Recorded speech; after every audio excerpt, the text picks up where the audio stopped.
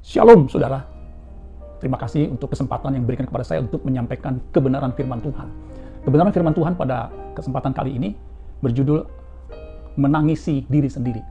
Diambil dari Lukas pasal 23 ayat yang ke-27. Satu ayat ini dan ayat 28, dua ayat saya akan bacakan buat kita semua. Sejumlah besar orang mengikuti Yesus. Di antaranya banyak perempuan yang menangisi dan meratapi dia. Yesus berpaling kepada mereka dan berkata, perhatikan, "Hai putri-putri Yerusalem, janganlah engkau menangisi aku, melainkan tangisilah dirimu sendiri dan anak-anakmu." Saudara-saudara sekalian, ketika Yesus berjalan ke Golgota, karena judul dari perikop ini berjudul Yesus dibawa untuk disalibkan.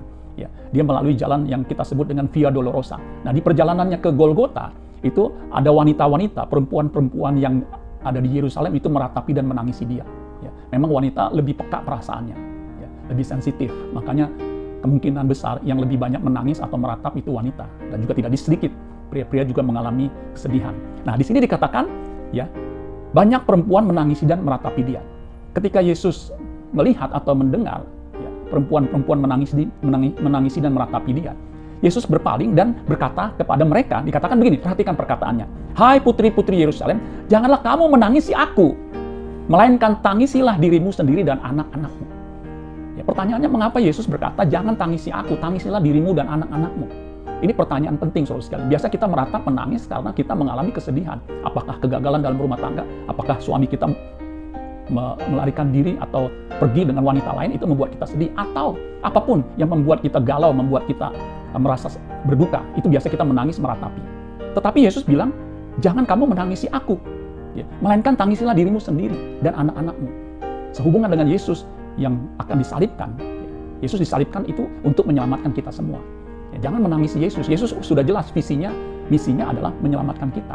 Tetapi kita harus menangisi diri kita kalau kita tidak hidup sesuai dengan misi dan visi Tuhan Yesus naik ke kayu salib. Kalau kita belum mencapai atau belum menyadari kedatangan Tuhan Yesus di muka bumi ini, yaitu untuk menyelamatkan kita wajib meratapi atau menangisi. Kalau kita tidak meratapi, tidak menangisi, ya, apa yang kita belum capai seperti yang Yesus kehendaki, yaitu keselamatan diri kita, ya, kita akan menyesal. Tetapi ketika kita meratap dan menangisi diri kita bahwa kita belum seperti yang Tuhan kehendaki, kita akan dihiburkan. Ya. Jadi saudara-saudara sekalian, mari kita meratapi diri kita. Apakah kita sudah hidup sesuai dengan maksud salib diadakan, yaitu keselamatan?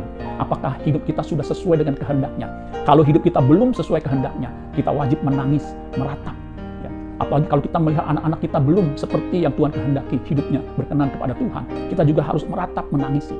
Makanya tangisilah diri kita kalau diri kita belum hidup berkenan di hadapan Tuhan. Sebab kalau kita tidak hidup berkenan di hadapan Tuhan, Tuhan berkata, "Enyah kamu dari hadapanku."